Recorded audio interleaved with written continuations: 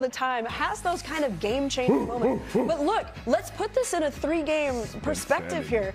He got his career high tonight with 18. But guys, one thing that's not on this list, 3 games, only 4 assists total. Pat has been the point guard, the organizer, and he's maybe one of the best stories in the NBA right now, Zena. Yeah, Pat Spencer, what it is just, one, we've talked about the poise, we've talked about his IQ. He's already, as he's responding to us about identity, he's talking about what the league's identity is, what the league's game is moving towards. And that's just the IQ that he plays with. But to have that IQ, that poise, that vision out on the floor mixed with the bravado, mixed with the walk, the swagger with which he plays, that is exactly the type of person you want leading your team, because that type of person will do that. Drive to the basket, get within the trees, figure it out from a place of offense so that your team can get going. Without Pat Spencer going into the teeth of the defense, he's not collapsing things and allowing, making tough buckets. He's not collapsing things and allowing kickouts, allowing guys to understand, let's get the ball inwards first, then out. That's what you saw all night. And Pat Spencer, with his bravado, with his I'm meant for the moment type of play, that's what the example he set. I'm that mother brother. That's what he said. Every time Can I say that? I'm worried about you. No, I love it. I love the confidence. I love the poise that he plays with. I love the fact that Pat comes into the game and he knows exactly what the team needs. Not only just the team and the flow, he knows the flow of the game. He knows where every player should be. Guys are cutting more and he's finding them in the flow. I just thought that every big bucket down the stretch came from Pat. It came from Guy Santos. I thought him as the organizer just shows the Warriors that they have a lot of pieces that just haven't been in the right spots. And when you have a guy who can properly put them in the right spots, this team is really dangerous, the Warriors. Can we just settle this for a second? A two-way player getting his first career start, getting a career high that was also the team high, and having that kind of moment at the end of the game where he could wave goodbye to the Cleveland fans, heading out the door. Now, that's big. That's cold. You can't write stories this well, all right? Pat Spencer, as much as we want to talk about him as the organizer, as him knowing the game and understanding high IQ, but let's talk about the shot making. Pat is making incredible, tough shots at the end of the game. And this year, he's shooting 39% from the three-point line. Last year, he shot 22%. For him, it's all about reps. He has been waiting for these moments, just waiting, being a great teammate, being a role player, bench player, whatever. But these are the moments right here. Adversity hits. There's no Steph. There's no Draymond. No Jimmy Butler. We got Pat Spencer. That's what he said. Okay, we got Pat Spencer. It goes to show you just how much talent is in this league, and particularly in the G League. You talk about some of these teams that have done so well in developing their talent, like an OKC, for example, and what we've seen what they've been able to do over the course of the years. But for the Warriors specifically, a lot of the times when you look at Guy Santos, you look at Pat Spencer, for example, you look at these guys that come from the G League with no expectations other than to learn. You'd be fascinated by what they do, go to practice, and what they pick up by just osmosis, being around the greats, wanting to be like the greats.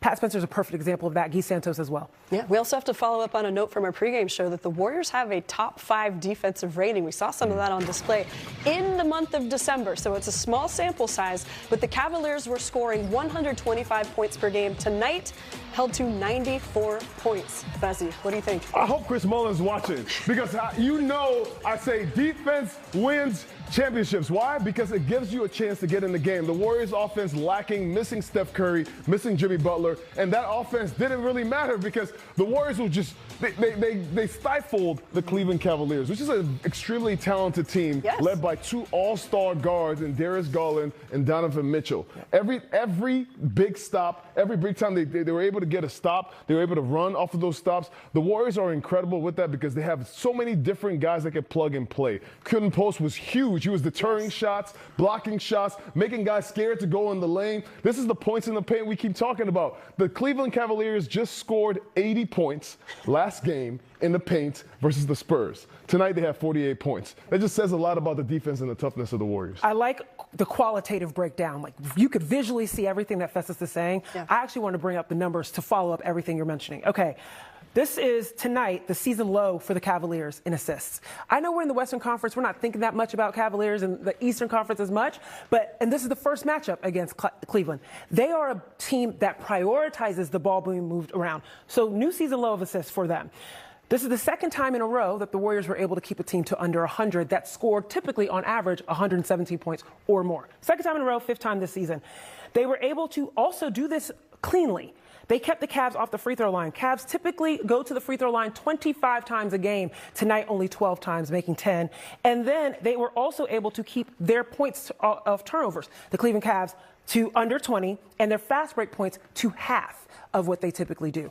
Everything about what Festus just laid out, the execution was so clean. Everyone was moving on a string. It was wonderful, wonderful defense, and it was bought-in, focused defense as well. Okay, we got to hear what Steve Kerr has to say about this, because as Fezzi mentioned, 3 straight games, heart-pounding finishes. Thank goodness this one wasn't a heartbreaker. The Warriors deserving to get this W.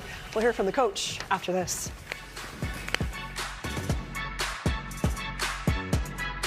Toyota Warriors Post-Game Live is presented by Toyota, class-leading MPG, and more hybrid models than any other brand. Toyota. Of a back-to-back, you can see a few places where the Warriors got the edge. Zena pointed out assists. The ball was hopping for the Warriors. And then on defense, you can see steals and blocks. The Dubs hanging right with the Cavaliers. What stands out to you guys? Festus, where does your eye go on this list? What stands out to me right now that's not on this list is the bench points. I was going to say that. Warriors bench points are 47 points to Cleveland bench points 13. It was like, what bench? The Warriors bench was thin. Supremely depleted, but it just shows you how talented this team can be when it plays the right way and they focus on the scouting report. I thought they did a great job in the second quarter especially. They got stops. I mean, the first half, they got stops and they were running, but in the second quarter, they took care of the ball. I think they only had two turnovers in the second quarter. This is so important for the Warriors. When you don't have your star players, it's important that you don't beat yourself.